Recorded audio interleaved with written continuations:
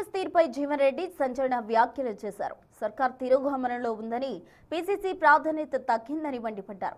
గెలిచే వారికి బీఫామ్ ఇస్తారని గుర్తు చేసిన జీవన్ రెడ్డి త్వరలో జగిత్యాల సభలో కేసీఆర్ సమక్షంలో బీఆర్ఎస్ కండువా కప్పుకోనుండడం రాజకీయ వర్గాల్లో హాట్ టాపిక్ గా మారింది.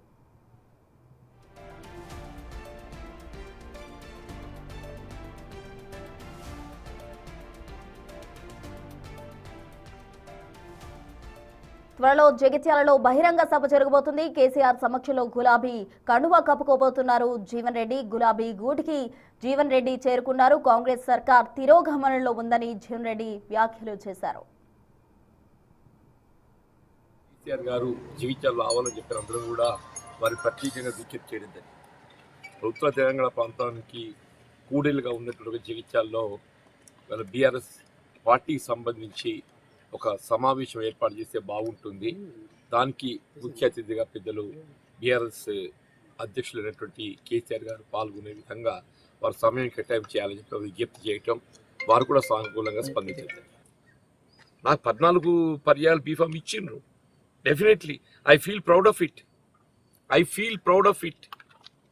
ఏ అభ్యర్థిని కానీ ఎన్నికలు పోటీ చేసే అవకాశం కల్పించడము వారి సమర్థతను బట్టి ఉంటుంది. సమర్థత లేని వారికి ఏదైతుందో ఏ రాజకీయ పార్టీ కూడా అవకాశాలు కల్పిస్తుందని చెప్పి నేను భావిస్తాను.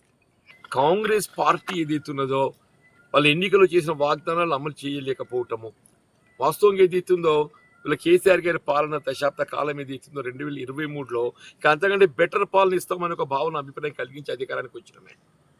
ఇక్కడ వాట్ హ్యాపెండ్ ఎగ్జాక్ట్లీ వీళ్ళు తిరోగమన చర్యగా చెప్పంటాను నేను.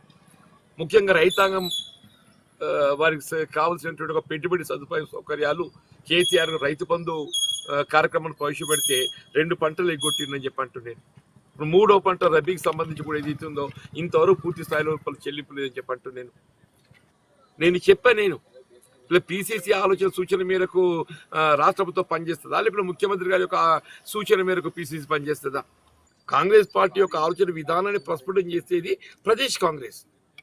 అటువంటి ప్రదేశ్ కాంగ్రెస్ ఆలోచనకు అనుగుణంగా పనిచేయాల్సిన ముఖ్యమంత్రి గారు ఏదైతుందో ఇలా ముఖ్యమంత్రి గారి యొక్క ఆలోచన సూచనకు అనుగుణంగా పీసీసీ పనిచేసినాక ఇలా కార్యకర్తలకు గుర్తింపు లభిస్తుంది.